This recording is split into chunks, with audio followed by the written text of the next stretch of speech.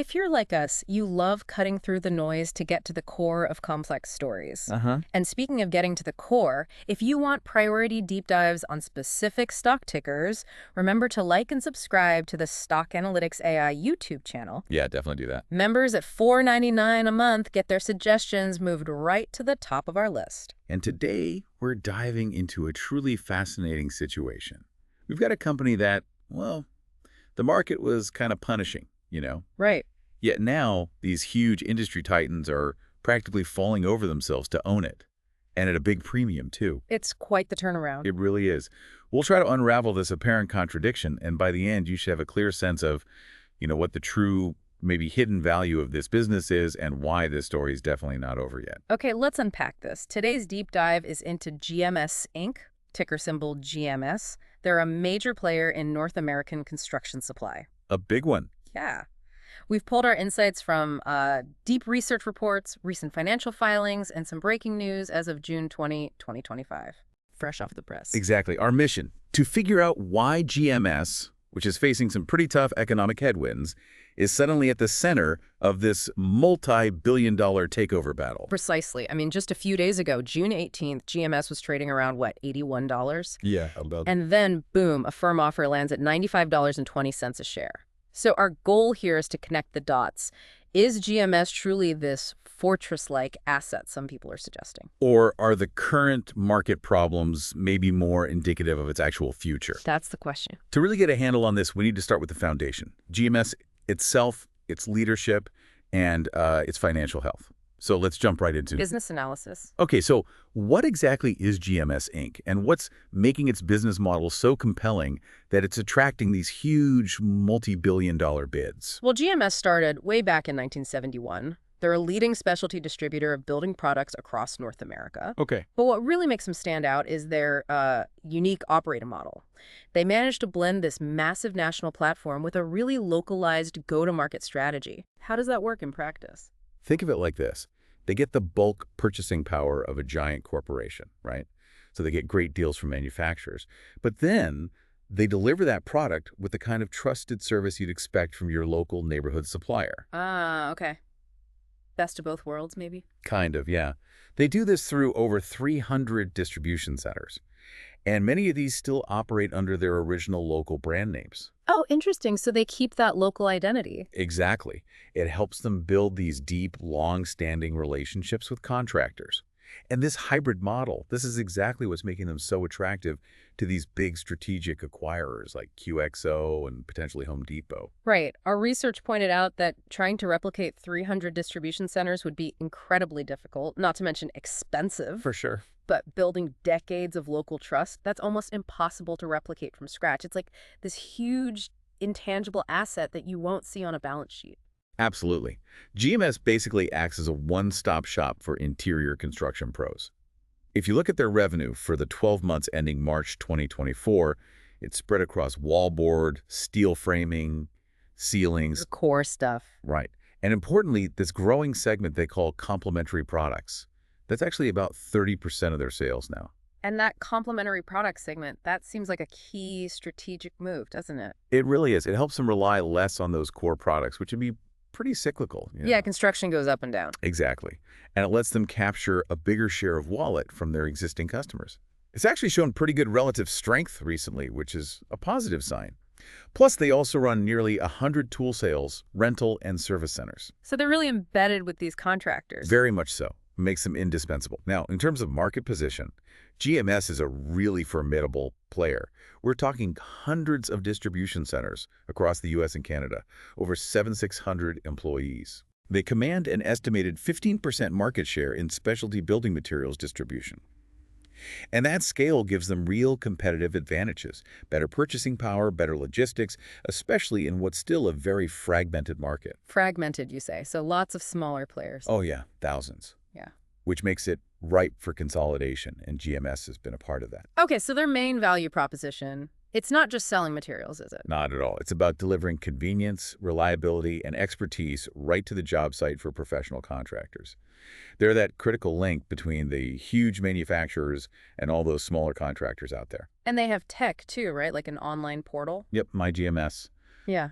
for online ordering, tracking, pricing, all that stuff. And this focus on service and reliability, it builds incredibly sticky customer relationships. Sticky how? Well, our sources say over 90% of builders consistently buy from their preferred suppliers. Once GMS is integrated into their workflow, it's hard to switch. That's some serious loyalty. It really is. Yeah. Now, zooming out to the industry level, we're looking at a massive market, over $800 billion in North American building materials distribution. And it's undergoing a huge transformation. What kind of transformation? Well, consolidation is a big one. Like we said, thousands of independent operators. It's just ripe for bigger players like GMS to snap them up. And these current bids for GMS itself, that's a huge signal that we might be entering a new wave of mega mergers in this space. Interesting. What else is changing? Digital transformation is key. Projections suggest maybe half of all materials could be sourced online by 2030. So having that seamless omni-channel experience is crucial. Like their My GMS portal? Exactly.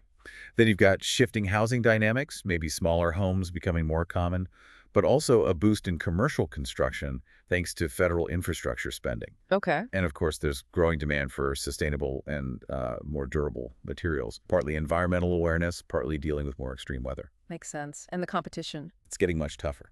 GMS competes with all those smaller mom-and-pop shops where GMS uses its scale and tech as an advantage. But the real shakeup is among the big players. You mentioned QXO and Home Depot earlier. Right. QXO is led by Brad Jacobs, the guy who built logistics giants XPO and GXO. Yeah. They just acquired Beacon Roofing Supply, another big distributor. And then there are reports Home Depot is interested in GMS.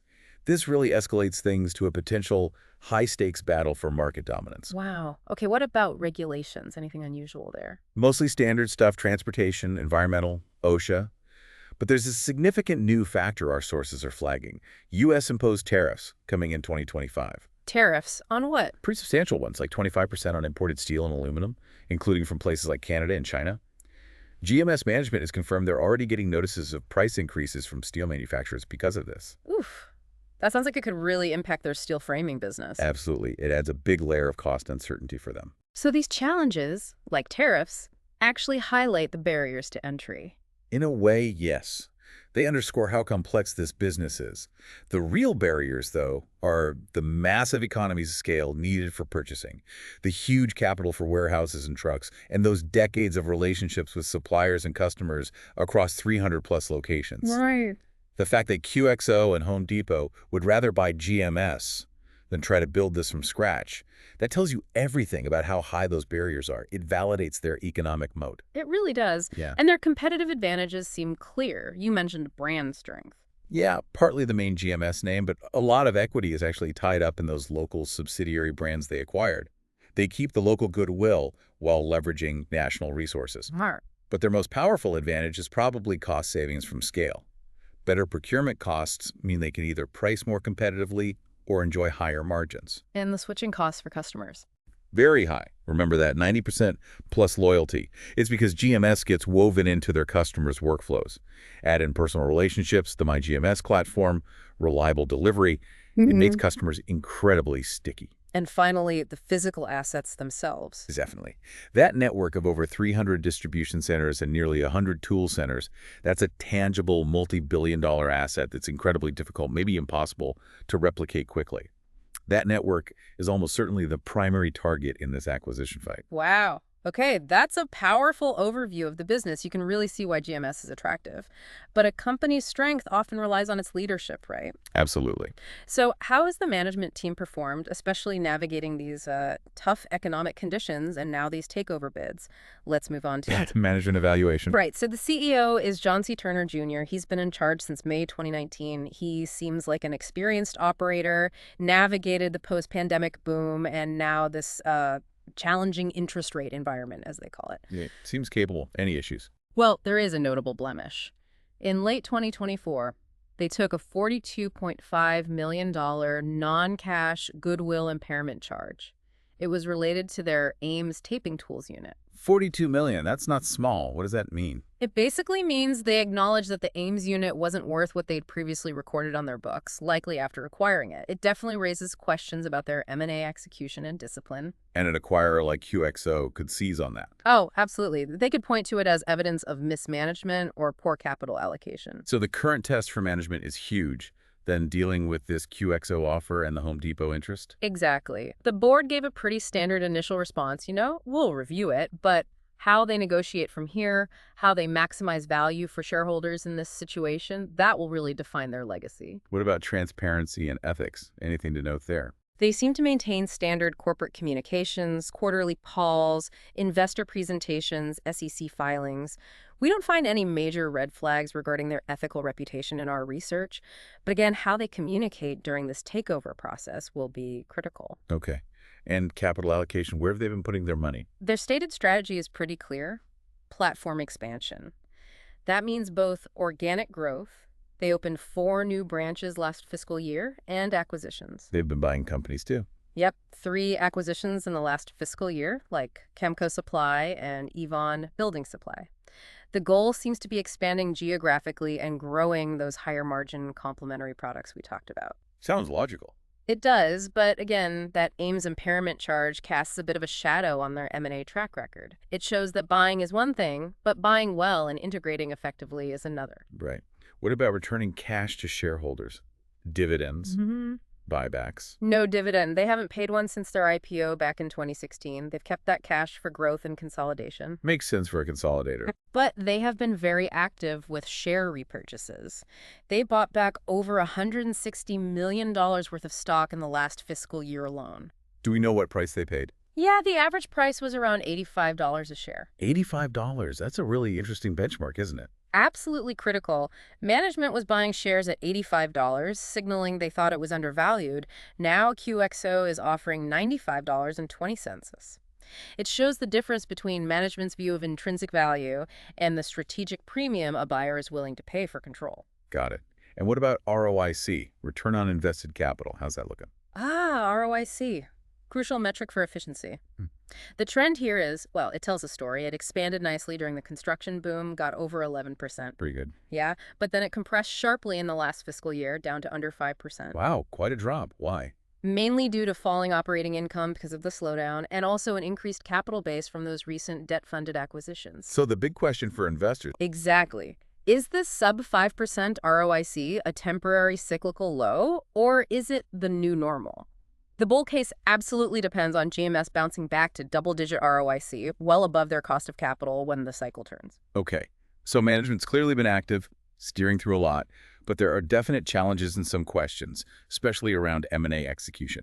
Let's dig deeper into the numbers now with financial analysis. All right, let's look at the raw financial data. What are the numbers telling us about GMS's performance and stability, especially now? Okay, so as of June 20, 2025, GMS's market cap is hovering around $3.1 billion, mid-cap territory. But the QXO offer. Right. QXO's $95.20 per share offer values the equity at over $3.6 billion. And the total transaction, if you include the debt they'd assume, is closer to $5 billion. So a significant premium baked in there. Clearly highlights the premium bidders see. Now, revenue growth over the past 5 years, it's a classic cyclical story. Up and then down. Pretty much. Strong expansion from fiscal 21 to 23. They even had over 40% growth one year. Then a dramatic slowdown in fiscal 24 and near flat growth, just 0.2% in the most recent fiscal year, ending up around $5.5 billion. Definitely shows the impact of those rising interest rates on construction. No doubt. And profit margins. They tell a similar story of compression. Gross margin is around 31%, but it dipped recently, partly due to lower vendor incentives because sales volumes were down. Okay. And operating net margins. Operating margin is thin, around 5.6% for the trailing 12 months, and the net margin got really squeezed, down to just over 2% TTM. That's way down from 5% the prior year. And that goodwill impairment played a role there, too. A big role. That $42.5 million hit, plus higher operating and interest expenses, really drove that net margin down.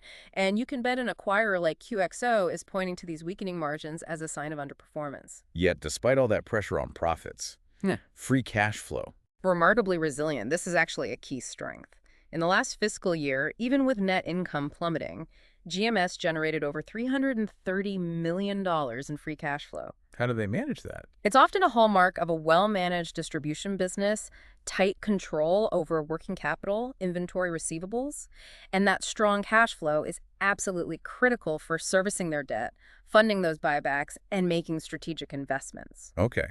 What about earnings consistency over a longer period? Well, they're generally profitable through the cycle, but consistent isn't the right word. It's definitely volatile, highly correlated with construction and housing. So boom and bust. You see a clear pattern, strong earnings in the boom years, then sharp declines like we saw recently. They even had a net loss back in fiscal 2015. So it's not like a consumer staple with smooth earnings. You really have to think about their average earning power over a full economic cycle. Got it. What about the balance sheet? Debt levels? Their debt-to-equity ratio is in a manageable range, maybe 1.1 to 1.25. A more specific measure is net debt leverage. That's net debt divided by adjusted EBITDA. That increased to 2.4 times at the end of fiscal 25, up from 1.7 times the year before. So leverage is up. Is that worrying? It's elevated, yes, mainly due to funding acquisitions with debt, but it seems manageable for now because of that strong free cash flow. The risk increases, though, if this downturn deepens or lasts longer than expected. How's their short-term liquidity? Current ratio? Looks healthy. The current ratio is typically between 1.9 and 2.3. Anything above 1.5 is generally considered solid, so they have a good buffer for short-term obligations. And just to confirm, dividends? Still no dividends. Hasn't paid one since the IPO in 2016. They're putting capital back into M&A, greenfield expansions, and share repurchases, which, for a company in growth and consolidation mode is often the right strategy. Okay, let's talk valuation. PE ratio. Right now, the trailing TE is about 28. That looks expensive on the surface. Yeah, 28 sounds high. But remember, the E in PE, the earnings, is at a cyclical low point right now. So that denominator is unusually small, making the ratio look high. Ah, okay. What about forward PE, based on expected earnings? That's more interesting. The forward PE is around 10.7. That suggests it could actually be undervalued if they hit their future earnings targets. How does that compare to peers, like Builders First Source or Beacon? Good question. As of our analysis date, GMS's forward PE of around 10.7 was roughly in line with Builders First Source, maybe slightly cheaper, but significantly cheaper than Beacon Roofing Supply, which was trading at a forward PE over 17. So relatively inexpensive compared to at least one major competitor. On that metric, yes. And the QXO offer of $95.20 clearly implies a higher multiple than where GMS was trading, pricing in that strategic value and potential synergies. Now, to get to the intrinsic value, what the company's really worth based on its future potential, we often use a DCF model, right? Discounted cash flow. Exactly. The idea is to estimate all the future cash the company will generate for its owners, and then discount that cash back to what it's worth today. It helps cut through the market noise and cyclical swings. So what did our educational DCF model suggest for GMS? Our model, based on projecting their long-term cash flows and considering risks, suggests an intrinsic value for GMS Inc., somewhere in the range of $85 to $100 per share. $85 to $100. That's fascinating. It really is. It strongly suggests the market was undervaluing GMS before all this takeover news hit. And QXO's $95.20 offer fits right in the upper end of that range. Squarely within it, which implies the offer is reasonable, maybe even leaving room for a higher bid if a real bidding war breaks out. Our model assumes some near-term pain due to the cycle, then a recovery, and finally settling into a conservative long-term growth rate, all discounted back at an appropriate rate around 9.5%. Okay, that provides a really solid financial grounding. That brings us through the core of GMS. Now let's shift our focus outwards, look at market dynamics, ownership, risks. We'll start with market sentiment. So how has the market reacted to GMS, especially now with all this takeover drama swirling around? Well, before the bid surfaced, analyst sentiment was pretty lukewarm. Mostly hold or maybe moderate buy ratings. Price targets were generally in the $80 to $85 range. Reflecting caution about the economy? Exactly. Concerns about those cyclical headwinds.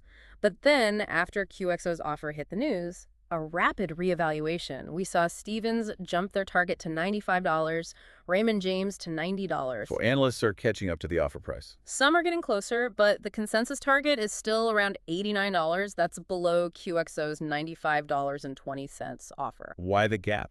It likely reflects uncertainty about whether the deal will actually go through. Deal risk, basically. And the news cycle. What's the main story being told? Oh, it's completely dominated by the takeover battle now. June 18th, GMS confirms the QXO proposal. Almost immediately, the Wall Street Journal reports Home Depot might be interested. That just set the stage for a potential bidding war. So the narrative shifted dramatically. Totally. GMS went from being seen as kind of a sleepy industrial stock to the center of this high-stakes corporate drama.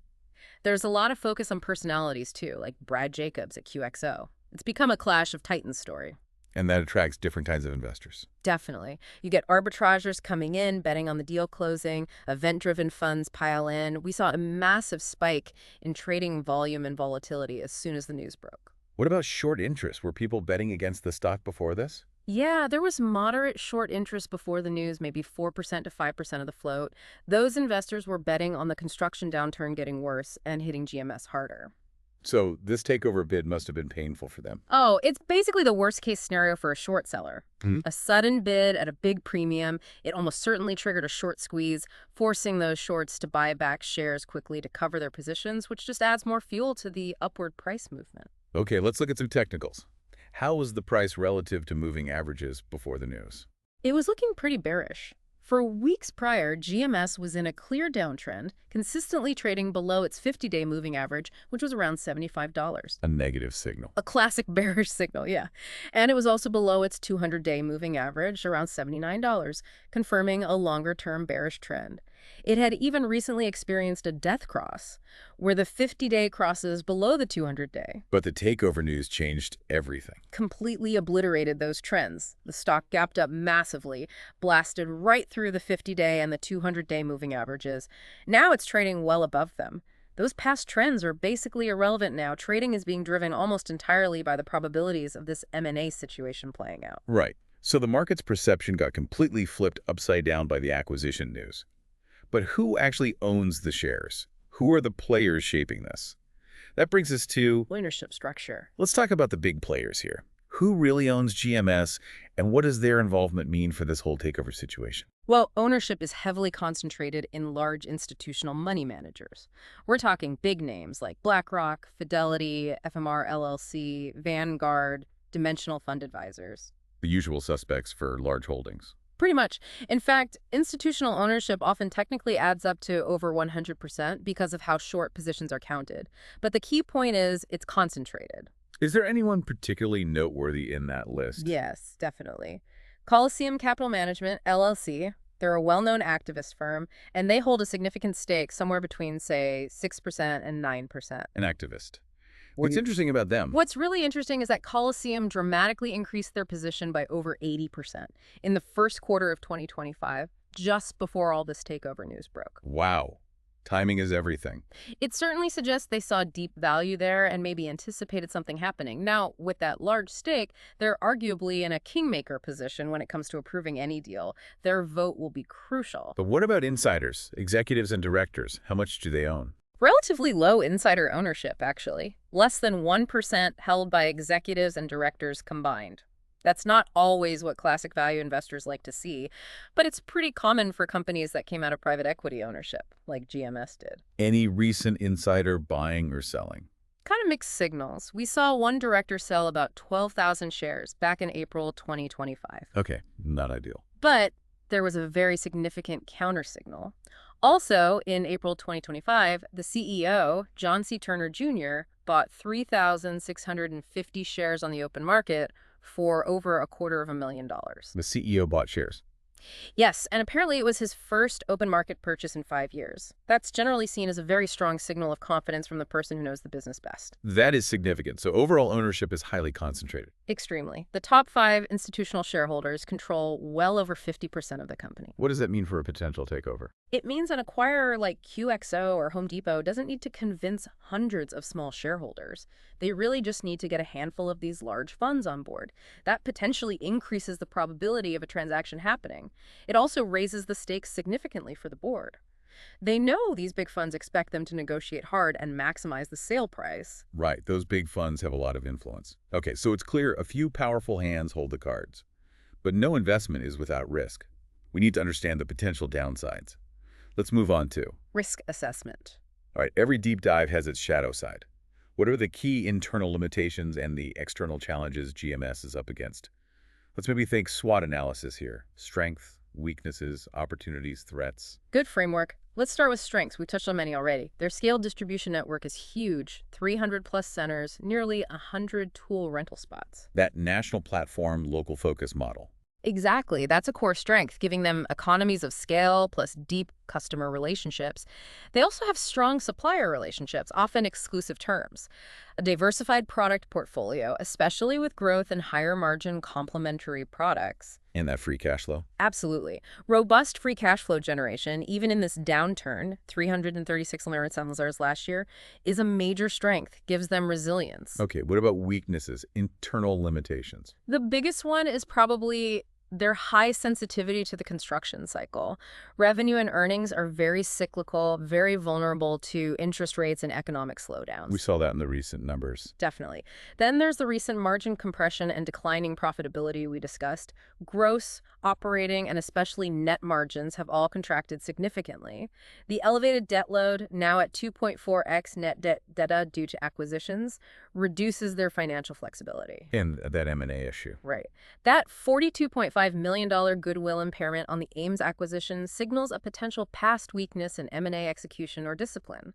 That's an internal weakness they need to manage. Okay, opportunities. What's the potential upside? Industry consolidation is a huge one. This market is still highly fragmented, offering plenty of opportunity for GMS to make accretive bolt-on acquisitions. And of course, the current bids themselves represent a massive opportunity, realizing a significant control premium for shareholders. What else? Expanding those complementary products further to diversify revenue and reduce cyclicality. Leveraging technology, improving the MyGMS e-commerce platform, optimizing logistics for efficiency. That can boost customer experience and margins. And the market recovering. Yeah, management talks about significant pent-up demand, particularly in housing, that could be unleashed if the macroeconomic picture improves. That represents a potential cyclical opportunity. All right, now for threats, external challenges. The biggest, most immediate threat is intensifying competition. The emergence of QXO as an aggressive consolidator and the potential entry of a giant like Home Depot into their specific space, that's a significant escalation. Competition heating up. Dramatically. Other threats include potential supply chain disruptions. They're vulnerable to shortages, delays, losing key suppliers.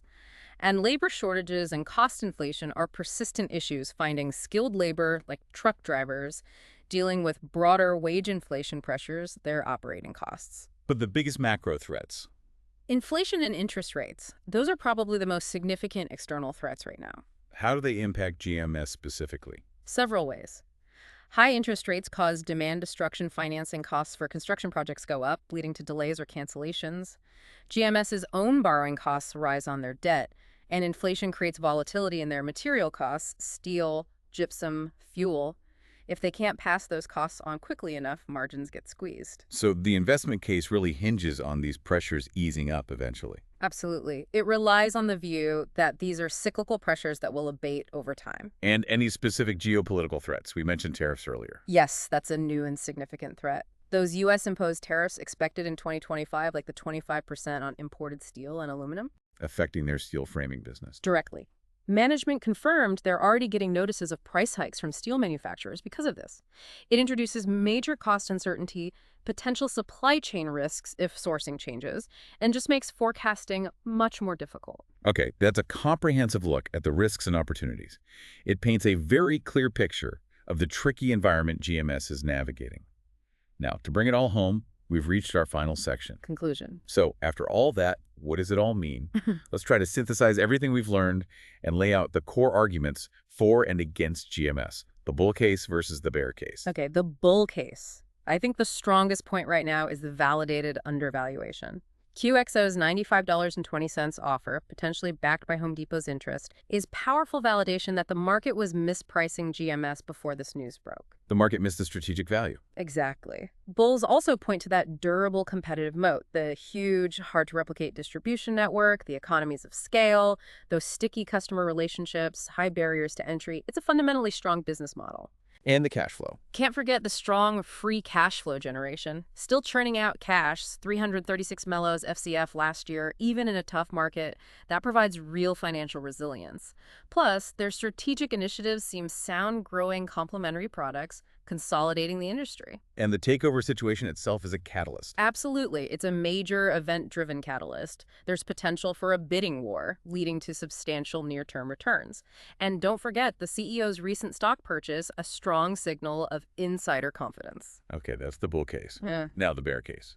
What are the main arguments against GMS? The biggest concern is definitely those severe cyclical headwinds. The business is just highly sensitive to the construction cycle. High interest rates and inflation cause that steep profit decline, and there's absolutely no guarantee of a swift recovery. Macro environment is tough. Very tough. And now you have new geopolitical risks layered on top those U.S.-imposed tariffs on materials like steel add cost uncertainty and potential margin pressure. Bears also point to the elevated financial leverage from recent acquisitions, which increases financial risk if this downturn is prolonged. And the deal itself isn't guaranteed, right? Exactly. There's significant deal risk. The current stock price surge is entirely based on these bids. If, for whatever reason, regulatory issues, financing problems, board rejection, the deal falls through, the stock could easily revert to those much lower, depressed pre-bid levels. And the M&A track record. That's the final point for Bears. That $42.5 million goodwill impairment on the Ames acquisition does raise legitimate questions about management's capital allocation discipline in the past. Okay, so clear arguments on both sides. Let's quickly revisit the valuation. What was that intrinsic value range again? Our educational discounted cash flow model, looking at the company's long-term cash-generating ability, suggested an intrinsic value for GMS Inc., somewhere in the range of $85 to $100 per share. Okay, so pulling it all together, what's the outlook? What does this mean for someone looking at GMS stock today? Well, GMS isn't just a straightforward value investment anymore. It's really become an event-driven special situation. The current share price, around $81 when we last checked, is still trading below our estimated intrinsic value range of $85 to $100. And crucially, below the QXO offer. Right. More importantly, it's significantly below QXO's firm offer of $95.20. Why the gap? Why isn't it trading closer to $95? That disconnect reflects the market's lingering uncertainty about whether the deal will actually close and maybe at what final price. There's always risk in these situations. But the evidence suggests. The evidence we've reviewed strongly suggests GMS was undervalued before the bid surfaced. The QXO offer seems reasonable based on our intrinsic value work, and a potential bidding war involving someone like Home Depot could unlock even more value. So the investment decision now. It really hinges on your assessment of the probability of a successful acquisition closing and what the final price might be. The downside risk is clear. If no deal happens, the stock likely falls back towards its cyclical trough valuation. The upside potential is a cash payout at, or ideally, above the current $95.20 offer. This deep dive into GMS really makes you think, doesn't it? In a world where macroeconomics can just hammer a company's earnings, how much value does an irreplaceable physical network built over decades with all those trusted customer relationships truly hold? Yeah, it's a great question. Is the market's typical way of valuing companies sometimes missing that ultimate strategic premium? The kind of value that only an acquirer, desperate for that specific strategic asset, can truly see and is willing to pay for? Food for thought. We hope this deep dive gave you some serious aha moments. If you want more insights like these, maybe help us pick the next company to analyze. Then definitely hit that like button and subscribe to the Stock Analytics AI YouTube channel. Yes, and remember, members get priority access to suggest tickers in the comments for future deep dives. Now, before you go, just a quick but very crucial reminder. This analysis was generated by an AI system. It's purely for educational purposes. That's right. It should absolutely not be considered financial advice. Please always conduct your own thorough research or consult with a qualified financial advisor before making any investment decisions. Please do. Thanks so much for joining us on this deep dive. Until next time, stay well informed.